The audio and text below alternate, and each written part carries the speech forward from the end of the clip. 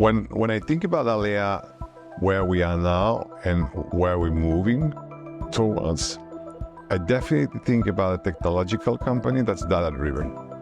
So we're recruiting people, we're recruiting developers, we're recruiting product owners.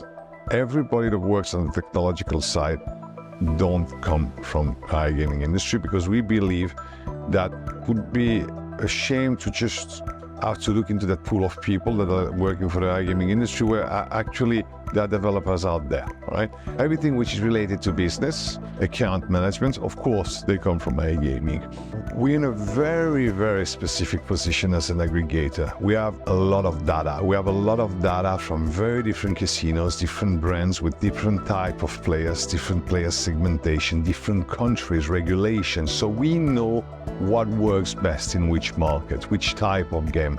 We can even see for which type of player, what would be the best game for a specific type of player in a specific market.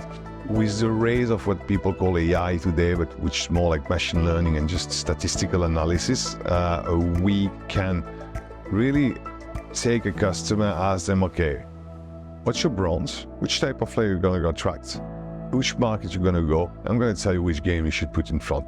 And that's data-driven and that's technological. The main product that an aggregator brings is its API.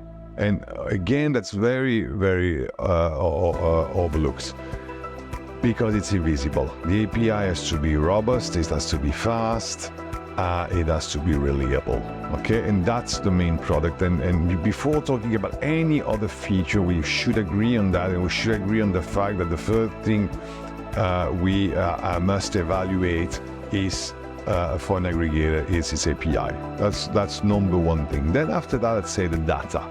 The capacity to collect the data. If the data goes through the aggregator, but the aggregator is blind because they don't have a good BI, it's a tragedy, because we're in a very specific place when we see all the data from all this casino, all these players, all these different brands and all these different regulations, countries. Like, we work with Luca. It's a company that's been acquired by Google like 4 years ago.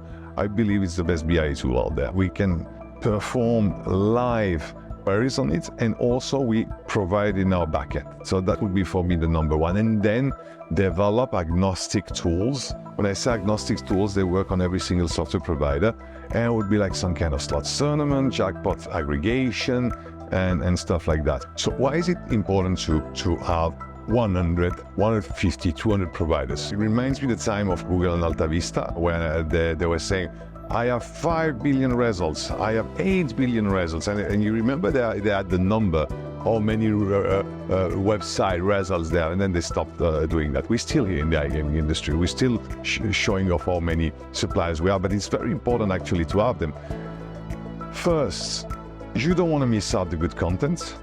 You don't know in advance who are the good ones, so you do need to test them all, integrate them all. I mean, you can have a clue. Obviously, there's some that are really bad, and there's some that are really good, and you know they're good because the teams that are behind are good. If you have the CPO of a big company, has been working 10 years in the gaming industry, opens his own studio, it brings these 2 or 3 guys that you know, mathematicians, product wire, that you know they're good, you know they're going to build good games, okay? So we have a kind of a feeling about it, but sometimes we don't know. They just pop out and they're really good. So we need to test them all, we need to integrate them all, but we need also to beneficiate from the long tail effects. You know, it's been described by Wired Magazine like 20 years ago. In the physical world, you have 5 movies in a cinema because you have 5 rooms, okay? But online, it's limited.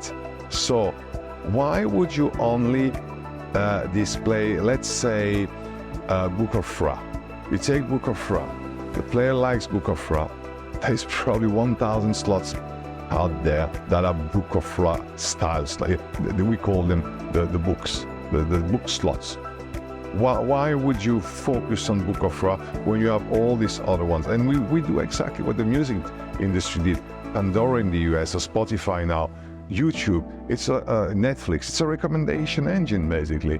So you want to have the long tail, you want to be able to offer so many different products to your customer. They can explore and not play on always the same slots. And if you know that they like Book of Fra, but they also like tumbling reels, then you find a slot that is a book and tumbling reels at the same time, you know? So that's one reason. The other reason is that you want to limit your dependency on the big software providers.